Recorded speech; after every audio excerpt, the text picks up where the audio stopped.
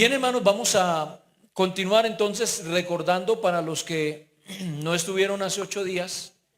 Levanten la mano los que no estuvieron hace 8 días. Uy, siempre faltan varios. Bueno, les voy a ilustrar de qué hablamos.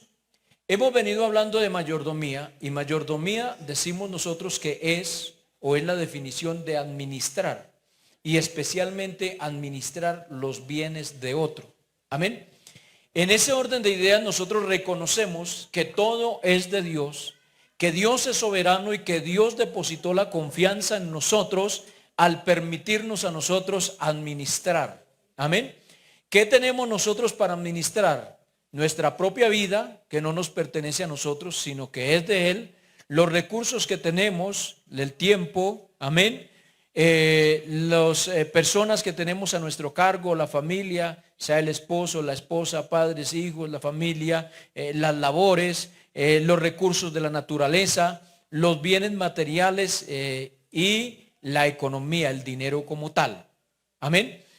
Entonces, dentro de eso también dijimos, entrando ya en la parte económica, dijimos que Dios dejó unos fundamentos o unos pilares para la economía que son 5. ¿Quién se acuerda cuáles son esos 5? El primero, el segundo, el tercero, el cuarto y el quinto. Amén. Diezmo, ofrenda, primicias, votos y obra social. Decíamos entonces el diezmo es la 10ª parte, amén, que va dedicada a Dios. La ofrenda, que no tiene un porcentaje pero tiene 2 principios, se debe dar con generosidad y se debe dar con alegría. Amén. Los votos, que se dan con un fin específico. Las primicias, que es la gratitud y la dedicación de una nueva labor, de un nuevo trabajo. Y la obra social, que es un beneficio para nosotros.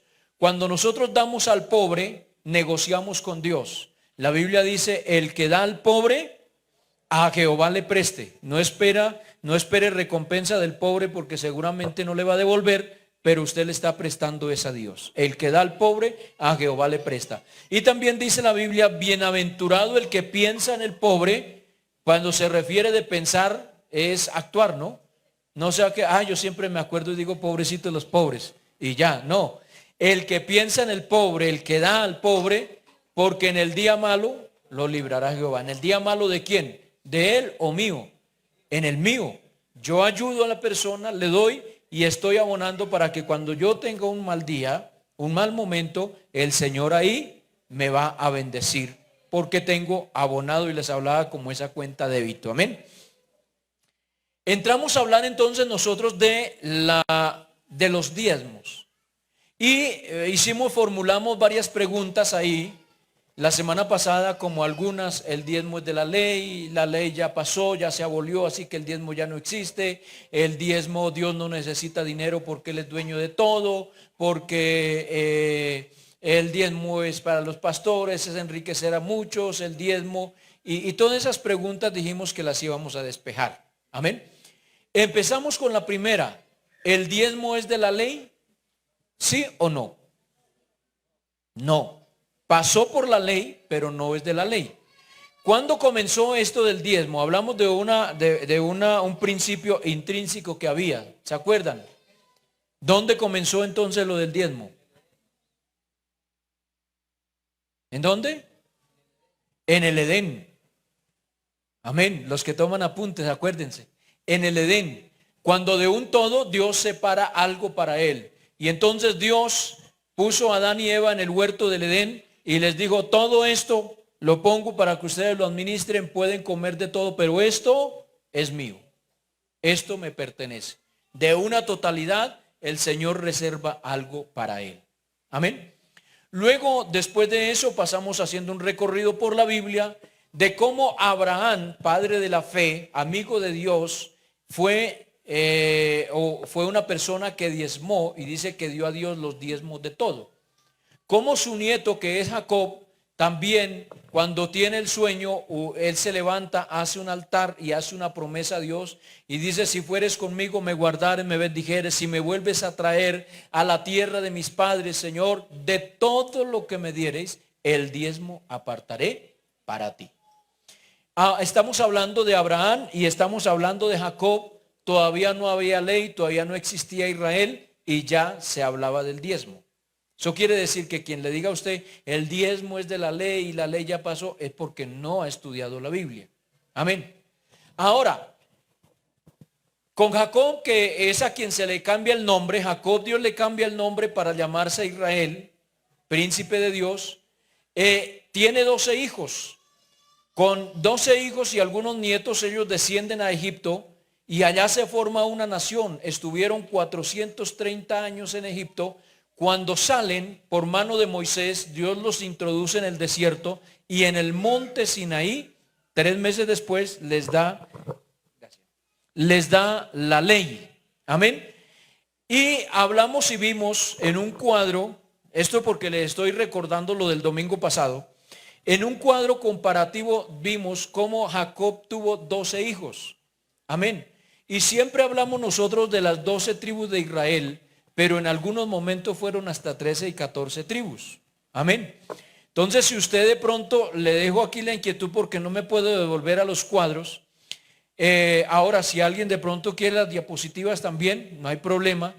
Pero vimos ese cuadro y entonces vimos que Jacob, sus 12 hijos, pero cuando están a la altura del desierto, ahí no aparece el nombre de José. Entonces, si usted tiene 12 y le resta uno, ¿cuántos le quedan? 11, ¿cierto? Y ahí entonces aparecen sumados la tribu de Manasés y la tribu de Efraín, que eran los 2 hijos de José. Entonces, si usted tiene 12, resta uno, le quedan 11 y le suma 2, ¿cuánto le queda? 13. Aquí hasta matemática estudiamos, ¿cierto? 13. Pero cuando usted se da cuenta que en el desarrollo del avance en el desierto organizó Dios 12 tribus. Dijo 3 al norte, 3 al sur, 3 al oriente, 3 al occidente, y la tribu de Leví no estaba.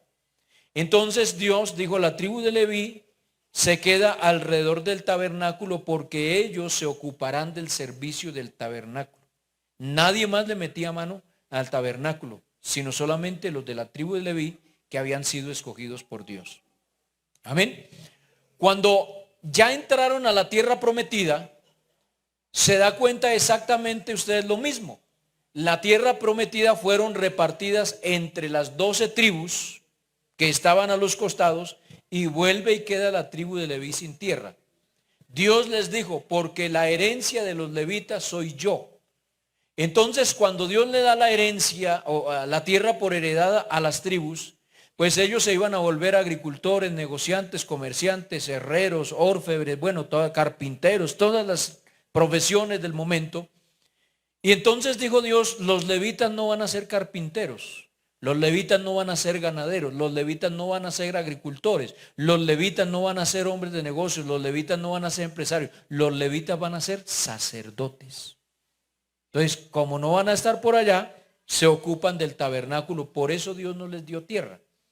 Pero los levitas también tenían sus familias, también comen, también visten, también tienen necesidades, todo eso. Entonces Dios dijo al pueblo de Israel: yo los bendigo a ustedes en toda labor de sus manos, y ustedes me traerán el diezmo y las ofrendas, la cual yo la daré a los levitas. ¿Por qué no dijo Dios: désenla ustedes a los levitas? Porque eso no se dedica para los levitas, se dedica a Dios y Dios se lo da a los levitas. Entonces Dios dice: el compromiso es entre el pueblo y yo. Y el compromiso es entre yo y los levitas. Yo le respondo a los levitas, ustedes me responden a mí. Amén. Y así Dios entonces instituyó, legalizó y legisló, que fueron todas estas citas que vimos, cómo Dios organizó el templo, el tabernáculo. Recuerden entonces que Dios, en todos esos pasajes que leímos, cuando un israelita, por ejemplo, traía un cordero, traía un becerro, traía algunos animales para el sacrificio, él los entregaba completos, ¿sí? El sacerdote, los levitas los sacrificaban, los mataban, los sacrificaban, sacaban unas partes que Dios les había mandado. Cuando ustedes vayan a sacrificar, cojan esto, esto, para ustedes y sus familias, lo demás es para el altar. Entonces los levitas y los sacerdotes sacrificaban el animal, sacaban la parte que era de ellos y luego lo demás lo quemaban en el incienso. Amén. Recuerde que los pecados de Elí, por ejemplo, de los hijos de Elí, era porque sacaban más de la cuenta de esas carnes, de esas ofrendas. Amén. Entonces, lo mismo que los panes, cuando se cambiaban los panes de la proposición, todo eso lo consumían los levitas y su familia. Por eso dice la Biblia que los que viven del altar, los que servían del altar, los que trabajaban en el altar, del altar comían. Amén. Esa es la legislación y quedamos ahí en la altura del pueblo de Israel en el desierto, o mejor, del pueblo de Israel en la tierra de Canaán. ¿Qué pasó cuando ellos entraron en la tierra de Canaán? Quiero que me pasen la siguiente diapositiva, por favor. Ellos empiezan a tener una situación de unos altibajos. Y ustedes ven por eso el libro siguiente de Josué son los jueces. Y en los jueces usted encuentra unas caídas y unas levantadas de Israel. Y usted encuentra muy seguido que Israel estaba asediado por sus enemigos, les iba mal, clamaban a Dios y Dios les daba un libertador que se llamaba un juez. Ese juez como que los subía a la cúspide, moría ese juez, terminaba y ellos otra vez para abajo.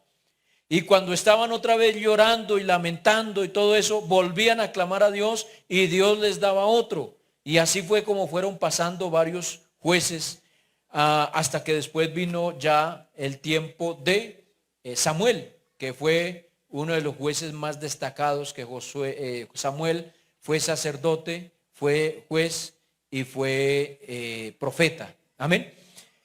Entonces, de todos esos ires y venires a lo largo de la historia, Israel, tanto Israel, que fueron las 10 tribus que se dividieron, como Judá, que quedaron 2 tribus, los dos fueron llevados cautivos. Amén. Entonces, ellos van a cautiverio, lo profetizó Jeremías, y dice que vinieron los enemigos, en este caso los babilonios, que fueron los que invadieron a Judá, a Jerusalén, quemaron, destruyeron los muros, quemaron las puertas, acabaron pues con todo. Ahí es donde se escribe el libro de las Lamentaciones. Si usted quiere ver cómo quedó la ciudad, puede leer libro de Lamentaciones y puede leer libro de Nehemías. Amén. Entonces, ellos tienen que ir cautivos, están cautivos durante 70 años. Por allá ejerce el ministerio también Daniel. Se acuerda que Daniel ayunó pidiéndole al Señor que ya se había cumplido el tiempo y que qué pasaba. Amén. Por allá está también Ezequiel, habla del río Quebar, las visiones que hubo allá. En ese orden, entonces, cuando ya pasan los 70 años, aparece entonces un personaje que es Esdras. Esdras, siendo judío, estaba como copero del rey. En este momento ya era el rey Ciro. Entonces, dice la Biblia que algunas personas fueron de Jerusalén a donde estaba allí Esdras, y él preguntó: ¿cómo está la ciudad? ¿Cómo están nuestros padres? ¿Cómo está el templo? ¿Cómo están? Y la noticia que le dieron fueron desalentadoras. Entonces le dicen a ellos: vea, la ciudad está destruida, los muros están destruidos, las puertas están quemadas, el templo está arruinado, todo está acabado. Dice que Nehemías se entristeció, ayunó, y estando muy triste compareció ante el rey para servir las copas como era normal. Y el rey le dice: ¿qué tiene, Nehemías? Te veo tu rostro decaído, ¿acaso estás enfermo? Y él dice: no, Señor, lo que pasa es que la casa de mis padres, la ciudad de mis padres está arruinada, está acabada, está esto. Y el rey le permitió ir a Jerusalén y comenzar la reconstrucción. Ahí aparece entonces... también están en el largo proceso que fue casi 50 años, está Nehemías, está Esdras, aparece por allá Zorobabel, que son los personajes importantes de empezar a reconstruir el templo y la ciudad. Entonces, en ese regreso, Nehemías, hay unas oraciones que hace, que usted puede leer el libro de Nehemías, hay unas oraciones que hace donde él hace reconocimiento y él acepta por qué les pasó lo que les pasó. Él dice: nosotros hemos pecado, la casa de mis padres y yo hemos pecado, hemos hecho lo malo delante de ti y por eso nosotros somos merecedores de todo lo que nos ha pasado. Allí Esdras pide perdón a Dios, amén, y empieza a hacer una limpieza moral. Recuerde que allí inclusive tuvieron que hacer una separación porque los judíos se habían mezclado con pueblos paganos. Empiezan a hacer una limpieza moral y un reconocimiento, y entre todo ese reconocimiento aparece este tema del sostenimiento de la casa de Dios. Nehemías capítulo 10, verso 35. Ustedes van a llevar la lectura, los que tienen ahí la Biblia o los que tienen ahí su celular. No les aparecen las pantallas por lo que tengo las citas, y los que están apuntando ahí las citas pues las pueden tener. 10, verso 35.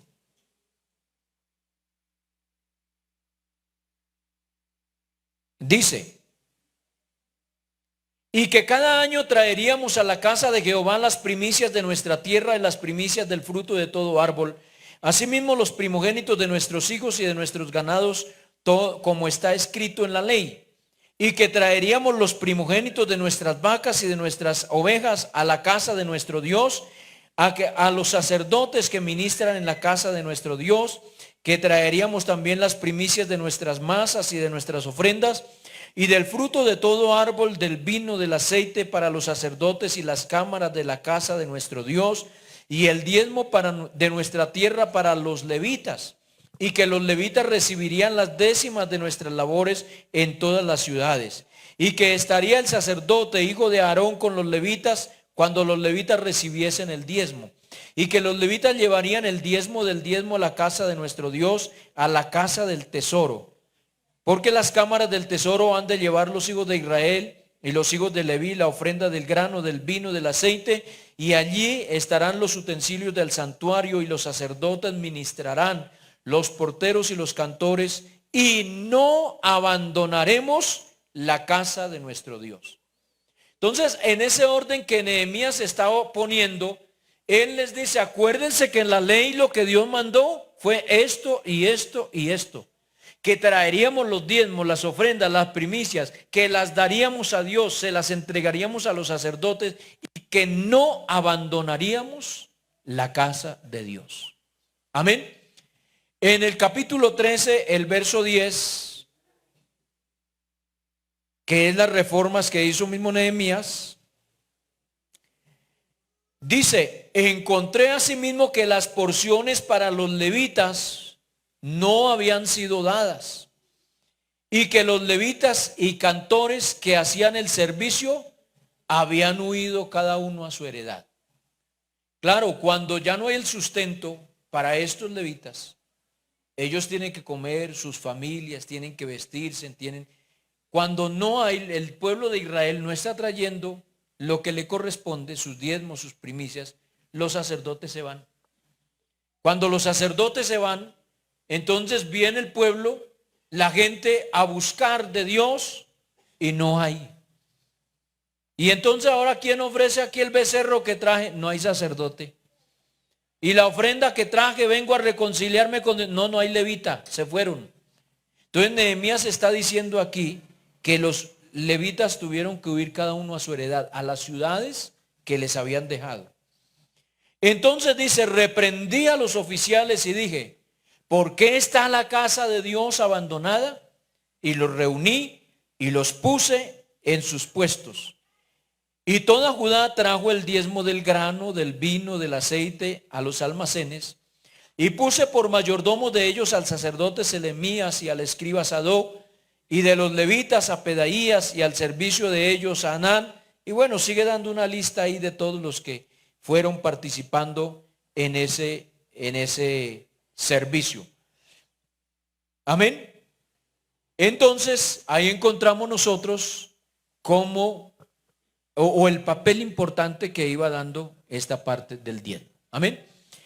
Otro reformador de otro momento crucial que tuvo Israel, porque vuelvo y les digo, ellos vivían en altibajos, es Esdras, Ezequiel. Segunda de Crónicas, Ezequías. Segundo libro de Crónicas, el capítulo 31, amén, el verso 5. Ezequías es hijo de un rey que fue uno de los peorcitos reyes que hubo en Israel. Y ese rey, padre de Ezequías, sirvió a otros dioses, hizo otros altares, se volvió idólatra, llevó al pueblo de Israel a un fracaso. Pero cuando Ezequías llega al trono, él hace una reforma y él hace derribar todos esos altares, todos esos monumentos de dioses paganos. Él empieza a enderezar pues el pueblo, y una de las cosas que él hizo fue sacar nuevamente la ley de Dios y anunciarla y darla a conocer al pueblo. Y ahí empezó a hacer las reformas. Y una de esas cosas que aparecieron ahí dice, segundo de Crónicas capítulo 31 verso 5, dice: y cuando el edicto fue divulgado, los hijos de Israel dieron muchas primicias de grano, vino, aceite, miel y de todos los frutos de la tierra. ¿Por qué? Porque ellos habían dejado de hacerlo. Y Ezequías, dice: si ustedes quieren que nos vaya bien y que Dios nos bendiga, hay que volver a hacer lo que Dios dijo. Amén. Sin embargo, él usó de esa autoridad y no motivó al pueblo a hacerlo voluntariamente, sino que como él siendo el rey sacó un edicto y dijo: ahora aquí todos van a diezmar, todos van a traer las ofrendas, las primicias, y pues ante voz de rey se obedece, ¿cierto? Y dice entonces: trajeron de los frutos asimismo en abundancia los diezmos de todas las cosas. También los hijos de Israel y de Judá que habitaban en las ciudades de Judá dieron del mismo modo los diezmos de las vacas y de las ovejas, y trajeron los diezmos de lo santificado, de las cosas que había prometido a Jehová su Dios, y los depositaron en montones. En el mes tercero comenzaron a formar aquellos montones y terminaron en el mes séptimo. Oigan, sí, 4 meses diezmando y ofrendando. Amén.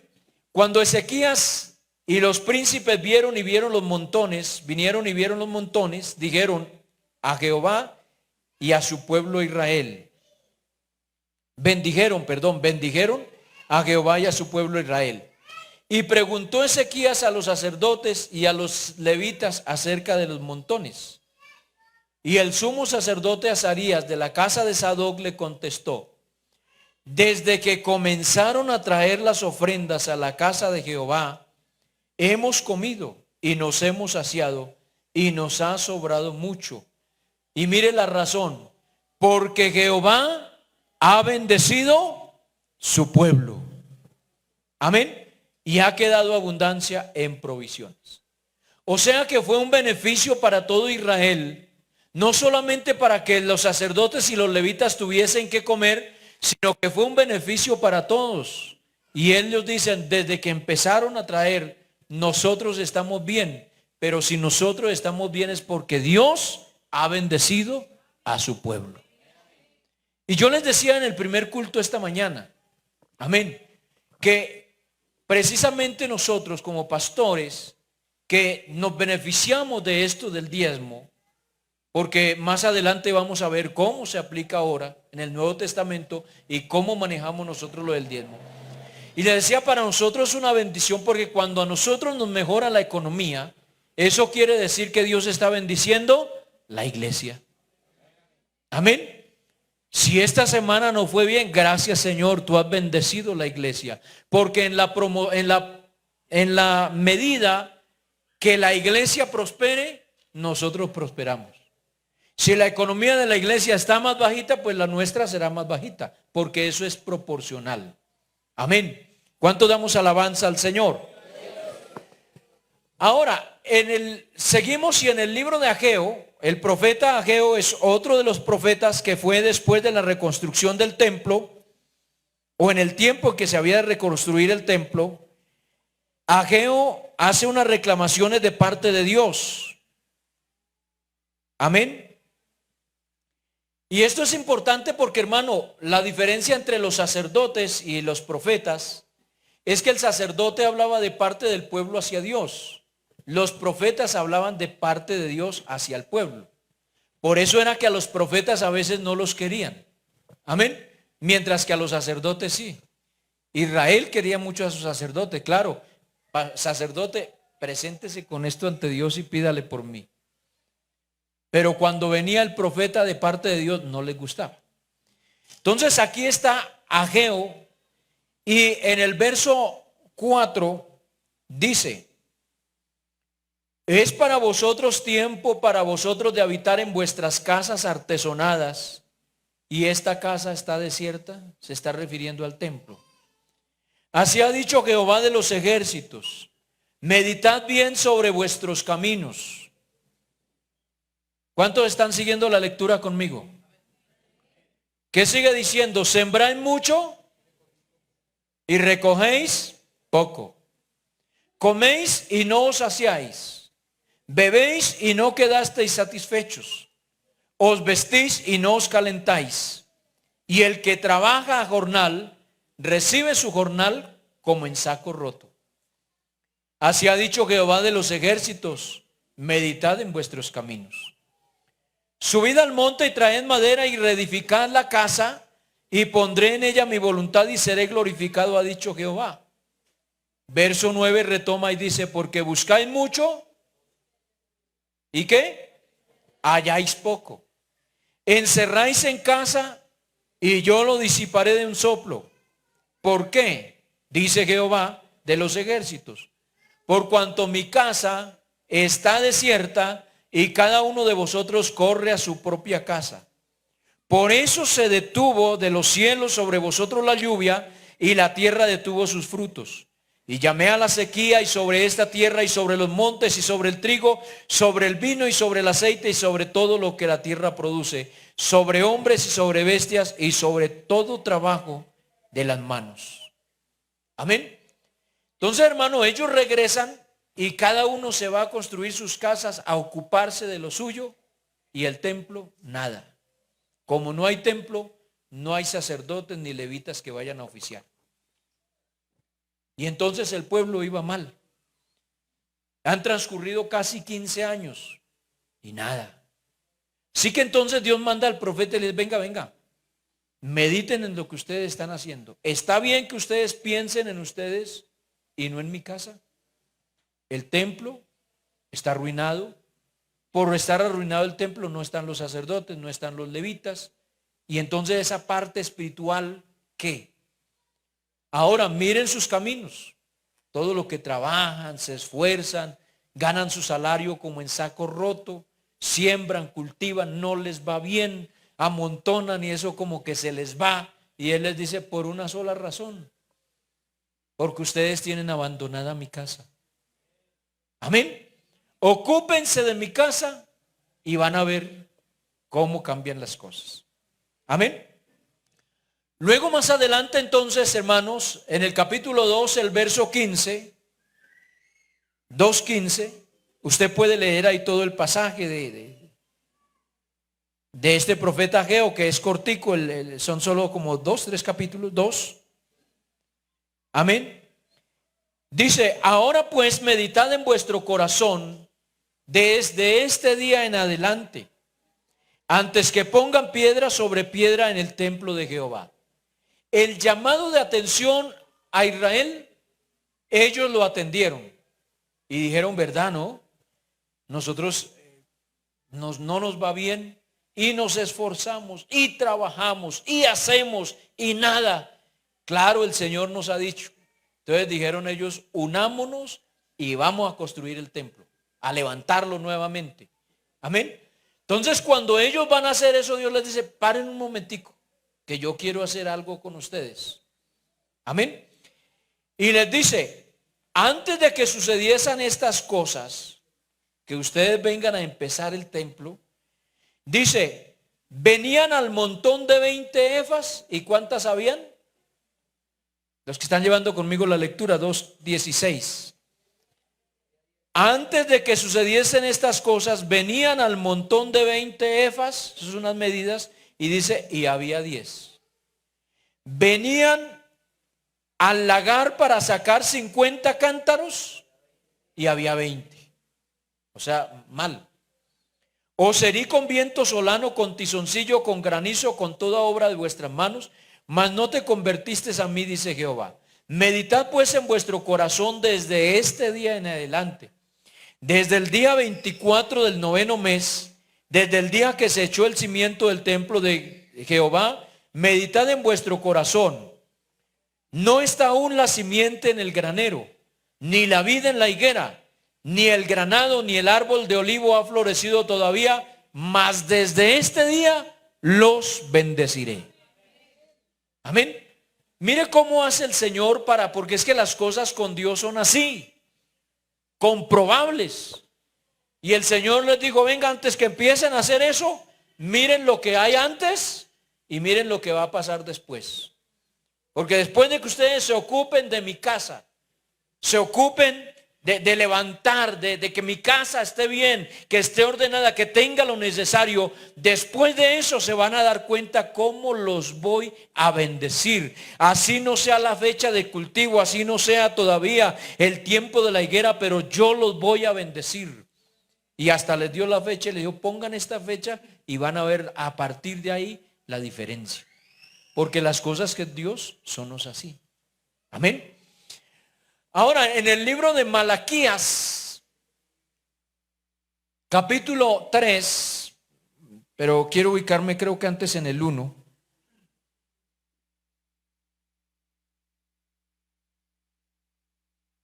Amén.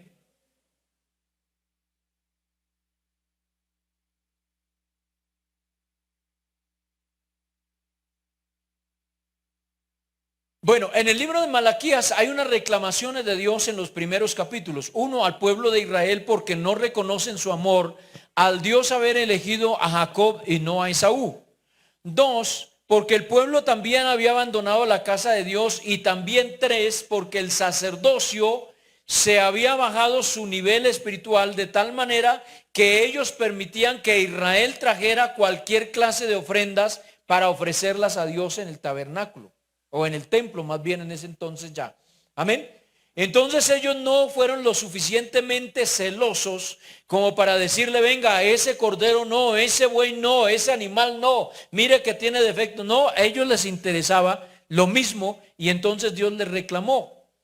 Y les dice en el versículo, capítulo 1, verso 6, 7.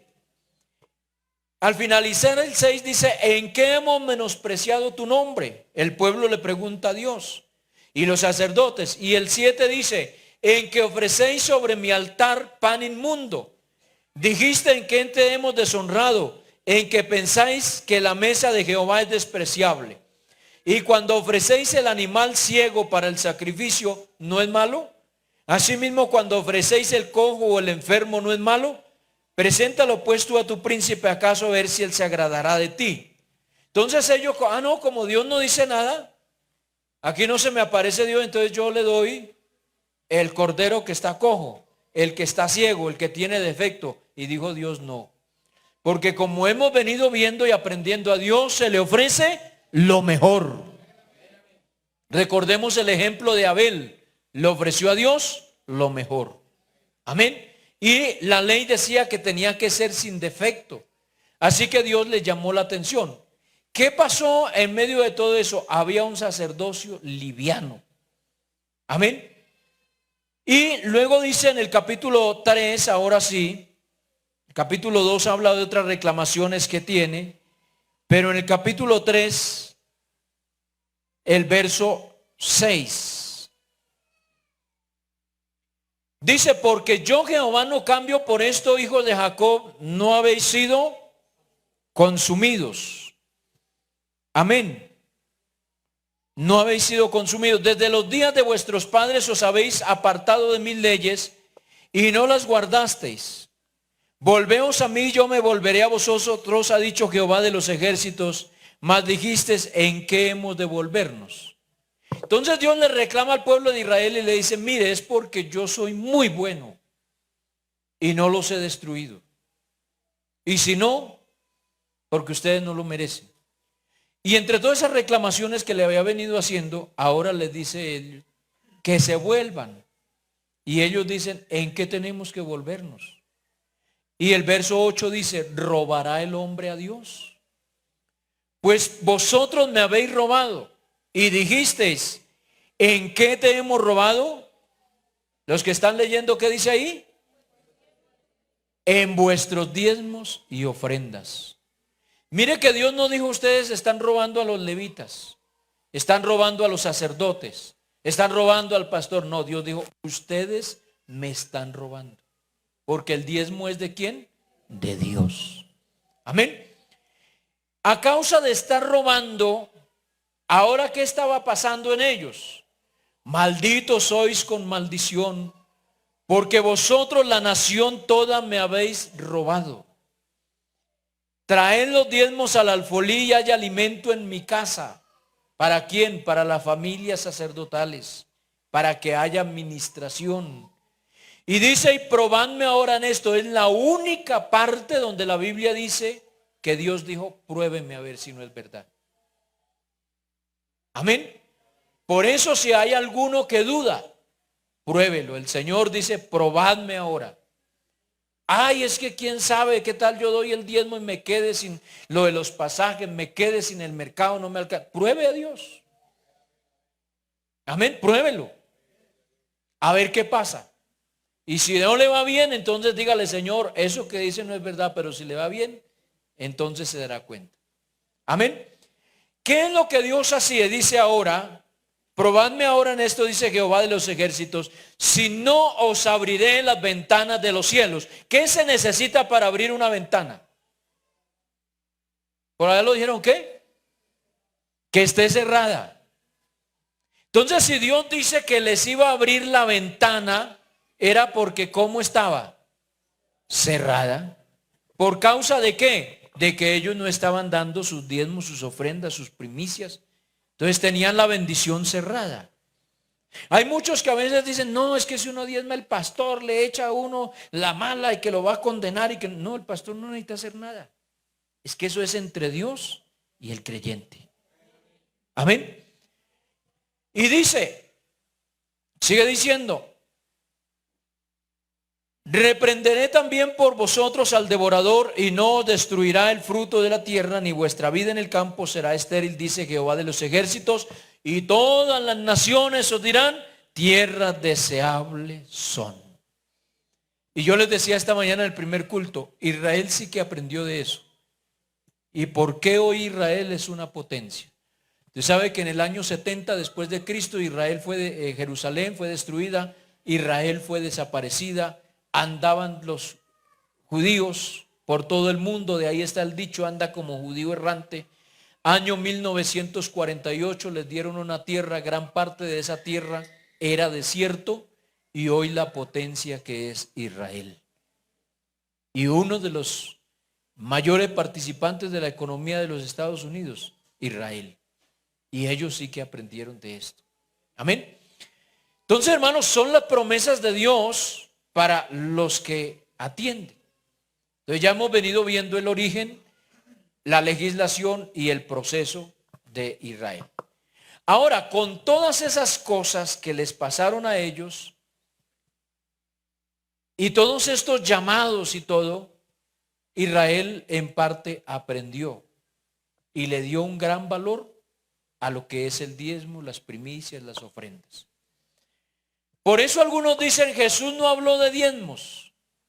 Poco lo habló porque era algo que se hacía en el tiempo de Jesús.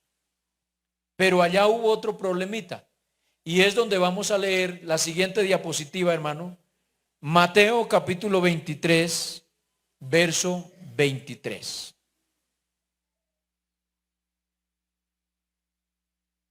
El pueblo Israel aprendió y ellos dijeron, bueno, si así es la cosa para que nos vaya bien, pues vamos a diezmar. Y vamos a diezmar de todo. Y por eso hay una parte donde le dijeron a Jesús, los fariseos le dijeron, nosotros ayunamos 3 veces a la semana. Y damos diezmos y ofrendas del comino, del eneldo, de la menta, de la canela, de todo. Amén. Y ellos se gloriaban de ser un pueblo que daba diezmos. Entonces en el Evangelio de Mateo capítulo 23 dice, ay de vosotros escribas y fariseos hipócritas, porque diezmáis la menta, daban diezmo de la menta, del eneldo, del comino. Y dice, y dejáis lo más importante de la ley, la justicia, la misericordia y la fe. Y viene esto era necesario hacer sin dejar de hacer lo otro. O sea, es necesario que sean justos, que sean piadosos, que sean rectos, sin dejar de diezmar, porque hay que hacer las dos cosas. Amén. Estando en Bosa había una persona, yo les contaba esta mañana, ahorita no puedo contar testimonio todo con lujo de detalles, pero bueno, una persona que siempre mandaba sus diezmos, tenía un buen negocio y alguna vez él mandaba a un empleado. Alguna vez pues me puse a la tarea hasta que fui allá, hablé con él y él me decía, no, mis abuelos eran cristianos y nos enseñaron lo del diezmo. Y aunque nosotros no vamos a la iglesia, nosotros diezmamos porque sabemos que cada vez que nosotros damos el diezmo, Dios nos prospera. Por eso yo semanalmente siempre hago mi cuenta, saco mis diezmos y cada semana los estoy mandando allá. Yo le dije, eso está bien, me alegra que lo haga, me alegra que el Señor lo prospere, que el Señor lo bendiga, que Dios bendiga su negocio, pero si usted no se arrepiente y no se convierte por diezmar, no se va a salvar. Amén. Necesita convertirse al Señor y entregarle su vida al Señor. Pero hay otro que dice, no hermano, yo ya me convertí, pero yo no diezmo, porque eso para qué, además el pastor que está ahí no me cae tan bien, además allá tienen tanto, y entonces ¿con quién se está metiendo en problemas? Con Dios. ¿Robará el hombre a Dios? ¿Entrarán los ladrones al reino de los cielos? Amén. Entonces mire que aquí el Señor dijo, es necesario hacer lo uno sin dejar de hacer lo otro. Los alabo porque ustedes diezman y mantienen esos mandatos, pero les falta la piedad, la justicia, amén, la misericordia y la fe. Entonces hay que tener las dos cosas. Amén. ¿Cuántos damos alabanza al Señor? Algunos dicen en el Nuevo Testamento no se toca el tema sí se toca en el Nuevo Testamento. Primera de Corintios capítulo 9. La idea ya Dios mediante hoy terminamos con esta enseñanza de mayordomía, así que esta es la última. Pablo es cuestionado porque algunos dicen que él no es apóstol, porque no anduvo con Jesús. Pablo argumenta y dice que él sí es apóstol porque a él también se le apareció Jesús. Y en Gálatas precisamente él dice, porque yo lo que aprendí, lo que recibí, no lo recibí de hombre alguno, sino de Dios. Y no estuve con ninguno de los apóstoles y todo. Dice que hasta 3 años fue y solo vio a Jacobo, el hermano del Señor, y después hasta los 14 años se volvió a encontrar con los apóstoles. Entonces él dice, yo no aprendí de hombre alguno, a mí nadie eso, a mí fue directamente de Dios. Y por eso él reclama su apostolado. Ahora dice él, ahí en el verso 1, no soy apóstol, no soy libre, no he visto a Jesús el Señor nuestro, no soy vosotros, mi obra en el Señor. Si para otros no soy apóstol, para vosotros ciertamente lo soy. Porque el sello de mi apostolado sois vosotros en el Señor. Y dice el verso 3, contra los que me acusan, esta es mi defensa. ¿Acaso no tenemos derecho de comer y beber? ¿No tenemos derecho de traer con nosotros a una hermana por mujer como también los otros apóstoles y los hermanos del Señor y Cefas? ¿O solo yo y Bernabé no tenemos derecho de no trabajar? Amén. Los otros apóstoles se dedicaban al servicio del ministerio y no trabajaban. Pablo tenía una profesión y es que él elaboraba carpas. Amén. Entonces no hizo mucho de este servicio. Cuando él quiso de pronto en algún tiempo, en algún momento, dejar de lado ese oficio y vivir del ministerio, algunos lo cuestionaron. No, pero ¿cómo va a dejar de trabajar y aquí que nosotros lo sostengamos? Y entonces Pablo dice, ¿acaso solo Bernabé y yo no podemos hacer de ese uso como lo hacen los otros? Amén. Y luego hace unas preguntas y dice, ¿quién fue jamás soldado a sus propias expensas? Otra traducción dice, ¿quién siendo soldado se paga sus propios gastos? No, va y sirve, pero a él le dan al menos lo de su sostenimiento, ¿cierto? Dice, ¿quién planta una viña y no come de su fruto? Todos comen de su fruto. ¿Quién apacienta un rebaño y no toma leche del rebaño? Todos. Entonces dice, digo esto solo como hombre. Hace la pregunta y dice, ¿digo esto solo como hombre? ¿No dice también la ley? Porque en la ley de Moisés está escrito, no pondrás bozal al buey que trilla. ¿Tiene Dios cuidado de los bueyes o lo dice enteramente por nosotros? Pues por nosotros se escribió, porque con esperanza debe arar el que ara y el que trilla con esperanza debe recibir el fruto. Si nosotros sembramos entre vosotros lo espiritual, ¿es gran cosa que seguemos de vosotros lo material? Si otros participan de este derecho sobre vosotros, ¿cuánto más nosotros? Pero no hemos usado de este derecho, sino que lo soportamos, todo por no poner obstáculo al evangelio de Cristo. Pablo hace referencia allí a los impuestos, a todo lo que les cobran, y dice, otros hacen derechos sobre ustedes que ni les aportan nada. Pero nosotros que sembramos entre ustedes lo espiritual, que estamos ahí con ustedes, ¿acaso entonces es malo poder recibir ese beneficio económico? Y yo le pregunto a la gente, hay gente que a veces habla y que del diezmo y hablan mal del diezmo. Y a veces, pastor, pero es que el 10%, y bueno, ¿y usted no le paga al gobierno el 19% en cada compra que hace? No va a ser una transacción 4 por 1000, no sé cuántas más cosas. ¿Cuál gobernante ha estado con usted para decirle, venga, voy a orar por usted, está enfermo?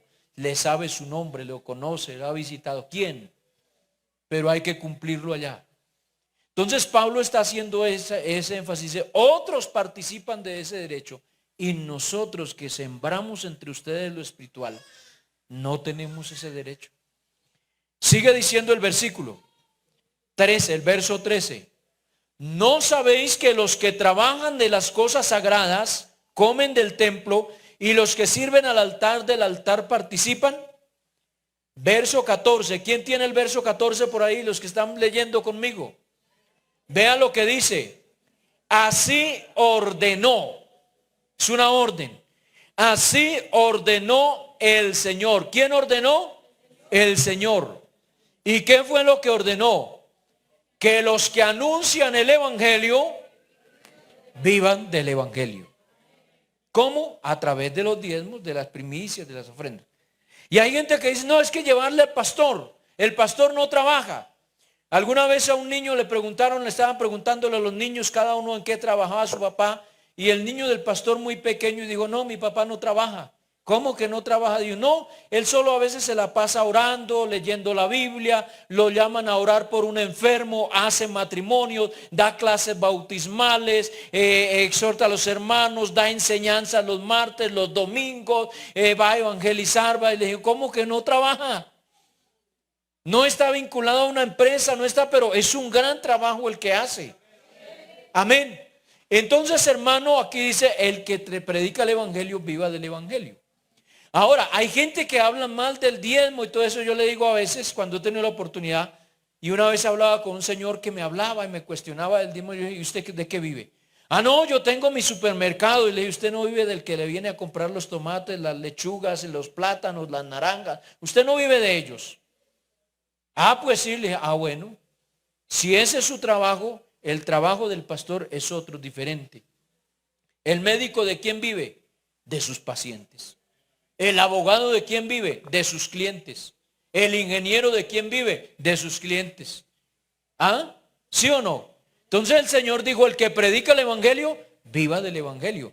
El que tiene panadería, viva de qué? Del pan.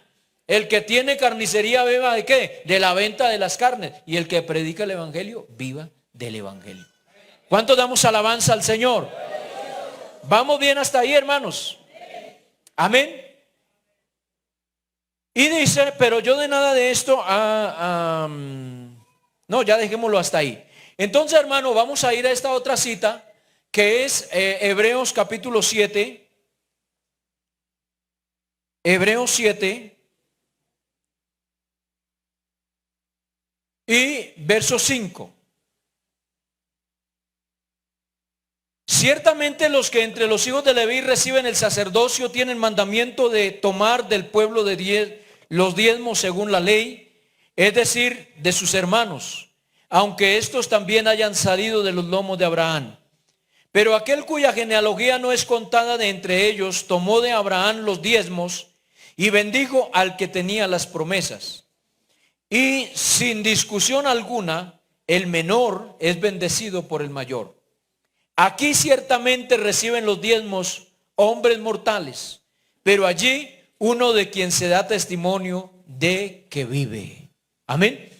Entonces, hermanos, el diezmo sí se habla en el Nuevo Testamento, sí está establecido y es la forma como el Señor sostiene su obra y sostiene y bendice la iglesia. Amén.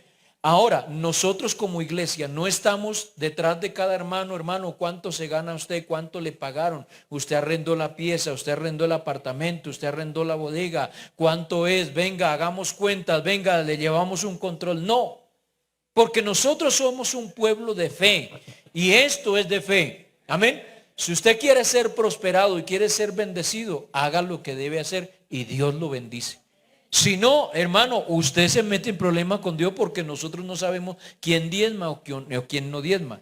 Cuando yo doy clases bautismales, les explico a los hermanos, les digo, miren, ni siquiera sé la fidelidad, pero Dios la conoce. Yo puedo ver que el hermano echó el sobre ahí con su diezmo, pero qué sé yo, de pronto si él dijo, uy, 5 millones, me toca dar 500,000, eso es mucha plata, yo pongo 300.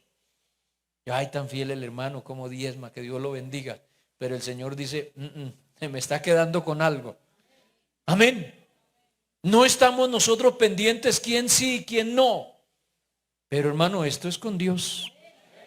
Y si usted le cree a Dios y de verdad ama a Dios y desea que la presencia de Dios y la bendición suya esté ahí, hágalo. Y si hay alguien que duda, pruebe a Dios que el Señor lo autoriza. Amén. Para finalizar, entonces quiero comentarles ¿cómo maneja la iglesia pentecostal lo de los diezmos? Amén. Porque algunos piensan a veces que el pastor recoge el diezmo de todos y se lo guarda, ya todo esto es mío. Y no. La Biblia habla del diezmo de diezmo. Tomando nosotros el ejemplo bíblico, precisamente es que nosotros no tenemos pastores senadores, pastores concejales, pastores en otras áreas o profesiones. Porque aquí, quien va a ingresar al pastorado, si es un ingeniero, entonces o es ingeniero o es pastor. Yo quiero ser pastor, bueno, entonces deje de lado la ingeniería. Que quiero ser pastor, pero es abogado, bueno, deje de lado entonces la abogacía y dedíquese al ministerio. Amén. Que yo soy médico, deje a un lado la medicina y dedíquese al ministerio. Por eso aquí en la iglesia hay muchos pastores profesionales, pero no tienen esa área de trabajo secular. Claro que ayudan.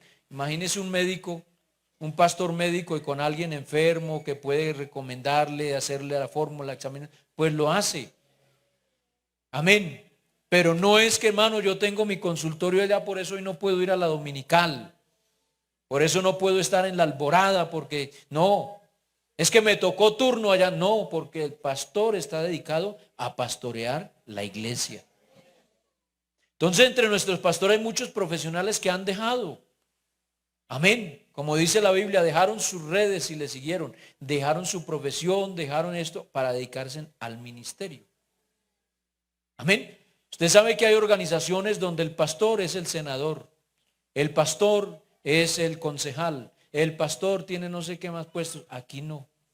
Estamos dedicados 100% al ministerio.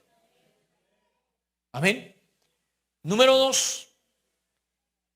Entonces la Biblia habla del diezmo y nosotros los pastores también diezmamos. ¿Qué hacemos nosotros con el tesorero cuando abrimos el alfolí? Lo primero que hacemos es una oración y decimos: Señor, aquí están estos sobres, y en estos sobres está representada la bendición que tú has dado a tus hijos, a tu pueblo, a tu iglesia. En cada uno de esos sobres está la fidelidad que ellos han puesto para traer los diezmos al alfolí. Te rogamos, Señor, que conforme a esa fidelidad bendigas su trabajo, abra las puertas de los cielos, derrames bendición, guardes su negocio, su empresa, su proyecto, conserves con bien su familia. Amén. Y después de eso se hace el conteo. Para llevar una cuenta así como fácil, supongamos que hay 1.000.000 de pesos. ¿Alguien sabe cuánto diezmamos? Bueno, los que estuvieron en la primera escuela dominical saben. ¿Alguien sabe cuánto diezmamos los pastores de la Iglesia Pentecostal Unida? Nosotros diezmamos el 15%, no el 10%. Hay gente que dice: pero ¿por qué esa gente recibe plata? Ese es el camino. Entonces nosotros en una asamblea vimos cómo Dios bendice la iglesia. Y Dios ha bendecido los pastores. Gracias a Dios por eso. Y dijimos: vamos a diezmar el 15%. Si usted diezma más, no hay problema. Eso es su generosidad. Si usted diezma menos, ahí sí tiene problema, porque el Señor puso un tope, ¿cierto? Que era el 10%. Pero si usted da más, no hay problema. Entonces nosotros empezamos a diezmar el 15%. Y mandamos ese 15% a la Tesorería Nacional. Adicionalmente de eso, mandamos nosotros un 6% que es de un fondo solidario que se tiene como un ahorro para el retiro del pastor. El pastor no tiene liquidación, no tiene prestaciones, no tiene liquidación, no tiene vacaciones, no tiene ninguna de todo esto que llaman prestaciones y seguridad. Eso no, nada. Si el pastor se muere, en la iglesia no hay pastoras. En la Biblia no está instituido. Entonces, ¿qué le dicen a la esposa del pastor? Hermana, a ver, ya murió su esposo, lo sentimos mucho, pero pues vaya mirando, hermana, porque la Biblia dice: habrá un rebaño y un pastor, y hay que poner un pastor. Entonces le toca a la viuda con sus hijos mirar para dónde se van. Si el pastor ya se vuelve viejito y se va a retirar, pues también a veces necesita algún recurso. Entonces lo que tenemos es un fondo solidario donde se reparte ese fondo entre todos los pastores, independientemente de quién mande más o quién mande menos. Entonces, ¿qué es lo que hacen? Cada pastor tiene una cuenta, y entonces en esa cuenta, un ejemplo para que quede práctico, supongamos que el año 2023 en todo Colombia por ese 6% se reunió 5.300 millones de pesos. Entonces dicen: bueno, 5.300 millones de pesos, 5.300 pastores. Ah, bueno, pues cada uno de 1.000.000. Entonces le van poniendo, hay años que puede ser 500, años que puede ser 800, años que puede ser 1.000.000.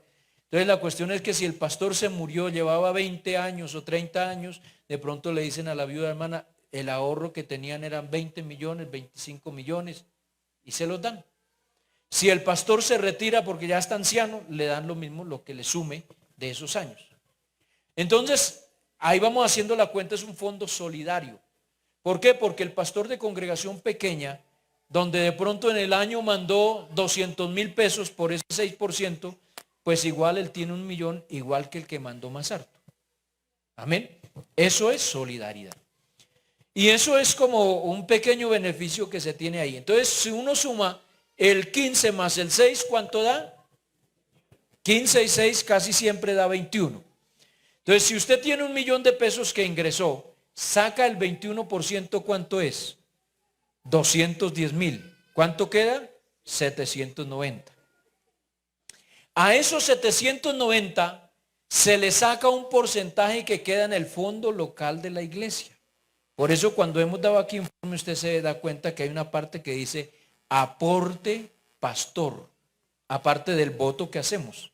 Entonces, aporte pastor. Y se pone, hay un porcentaje que va entre el 1 hasta el 25% de acuerdo al tamaño de la iglesia y la economía de la iglesia. Entonces hay iglesias que darán el 1, otras el 5, otras el 10, otras el 15, otras el 20, hasta el 25% de lo que ingresa. ¿Eso qué quiere decir? Que de pronto alguien dice que no sabe cómo es, dice, ay, esa iglesia tan grande, ¿cómo deben recoger? Sí, pero si le sacan a ese ingreso el 21 y luego le sacan otro 25. Amén. Entonces si ve cómo no todo, y la gente dice que el pastor se enriquece, es que el pastor, tampoco hasta allá, ¿no? Bueno, esa queda en el fondo local. ¿Para qué es el fondo local? Todo lo administrativo de la iglesia. Amén. Y una vez que se ha hecho esos descuentos, entonces supongamos que aquí tiene el 15 menos 21, 790, supongamos que le quitan el 20 o que queda el 20 para el fondo local, ¿cuánto quedaría? Como 600 algo, ¿cierto? Entonces, eso es lo que le dicen al pastor, esto es para el sostenimiento suyo y de su familia. Amén. ¿Hasta ahí vamos bien? Ahora, ¿qué pasa con mis diezmos? Porque ya sé que una parte está sosteniendo mi familia pastoral, otra parte está ayudando a sostener mi congregación, y otra parte está ayudando a otros pastores en ese fondo. Pero, ¿qué pasa como con el grueso de ese diezmo? Ese grueso de ese diezmo se une en la Tesorería Nacional con ofrendas misioneras, con todas las ofrendas que se envían, y de ahí es que se sostiene también a un fondo que se llama nivelación. Ese fondo de nivelación es que hay obras donde hay 10, 15 hermanos y ellos no alcanzan a sostener al pastor, y si no hay propiedad a pagar arriendo, entonces de la Tesorería Nacional le ayudan a nivelar a ese pastor para que por lo menos reciba un salario mínimo. Entonces, que al pastor le entra un promedio de 900 mensual, le mandan como los otros 600 que faltan para que quede al menos con el mínimo. Hay lugares donde la iglesia no tiene la capacidad de pagar el arriendo, de allá le mandan para ayuda de pagar arriendo. Tenemos nosotros obras misioneras, tenemos nosotros obras en las poblaciones indígenas, tenemos obras en las cárceles. Amén. Un pastor carcelario no es mucho lo que recibe de allá. Antes los presos piden, ¿qué nos van a traer? Necesitamos esto, necesitamos aquello. Y el pastor pues no va a vivir con su familia en la cárcel. Él tiene que pagar un arriendo, tiene que pagar. Entonces, a todas esas obras se sostienen. Y aparte de eso, nosotros tenemos 46 obras misioneras en el mundo. Amén. ¿Cómo se hace? Pues con todos esos aportes. Aparte de eso, la iglesia hace unos aportes a unas entidades que es por ley, como por ejemplo el ICBF, Instituto Colombiano de Bienestar Familiar, el SENA, hace unos aportes con los cuales también se está ayudando a gente. Entonces hay gente que dice, no, es que el diezmo es para darle a los pobres. No, también le estamos ayudando. Con su diezmo usted está ayudando a la obra del Señor y está ayudando cualquier cantidad de gente. En Bosa tuve un inconveniente con unos vecinos una vez. Y en términos generales, ya casi terminando, les dije, ¿cuántos de ustedes han ido? Y ellos cuestionaban la iglesia, que porque piden plata. Le dije, ¿cuántos de ustedes han ido al SENA? La mayoría, porque allá hay muchos programas. ¿Y cuántos llevan sus niños al bienestar familiar? La mayoría levantaron la mano. ¿Y cuánto pagan ustedes? No, eso es gratuito del gobierno. El gobierno no da. El presidente no saca para dar, él tiene que sacar de otros lados para dar. Entonces les dije, vea, ustedes sin saber están comiendo de lo que aquí recibimos también. Amén. Entonces nosotros sí ayudamos a pobres, nosotros hacemos obra social, nosotros hacemos obra evangelizadora y todo eso lo estamos haciendo con nuestros diezmos. Hermano, usted no sabe el alcance que está teniendo cuando da su diezmo. Con eso se dan Biblias, con eso se dan tratados, con eso se sostienen pastores, con eso se ayuda a gente necesitada. La iglesia también hace labor social, obra social. Amén. Y lo estamos haciendo. Ahora, ¿por qué bendice Dios a la iglesia? porque estamos dentro de los principios que Dios estableció. Y si Dios dijo que así es y así funciona, así es y así funciona. Amén. Gloria al Señor. Bien, mis hermanos, quería explicarles todo esto ya para terminar entonces y que ustedes conozcan un poco, porque hay gente que dice, no, eso allá llevan, allá sin saber, y ni siquiera usted sabe qué hace con sus diezmos, no. Y esto por conocerlo, porque yo quiero decirle, así usted no supiera cómo se distribuye, así no supiera cómo se hace, su asunto es con Dios. Señor, yo llevo esto que es lo que te corresponde, de ahí para allá, no sé, pero yo cumplo con lo que tú has enseñado. Voy a invitarles que estemos en pie, hermanos, vamos a hacer una oración y vamos a darle gracias al Señor y pedirle al Señor que nos ayude a ser buenos administradores en todo. Como lo dije al comenzar la enseñanza, no se trata solo de dinero ni de bienes, es todo, tiempo, recursos, dones, talentos, servicio, todo. Nuestra vida, nuestro testimonio, nuestro tiempo, todo, seamos buenos administradores. Ahora bien, dice la Biblia en el comienzo, en el texto que leímos al comienzo de toda la enseñanza, ahora bien se requiere de cada uno de los administradores que cada uno sea hallado fiel. Que el Señor nos ayude para ser fieles. Amén. Señor Jesús, bendito y eterno Dios, todopoderoso, Padre Santo de la gloria, Cristo maravilloso, alabo y adoro tu nombre, Señor Jesús, te doy gracias, oh bendito Señor Jesús, por tu palabra.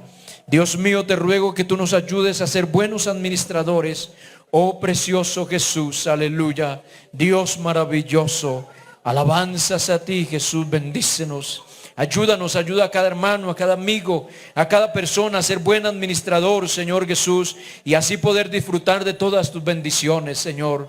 Dios maravilloso, en tu nombre precioso. Aleluya, amén y amén. Gloria al Señor.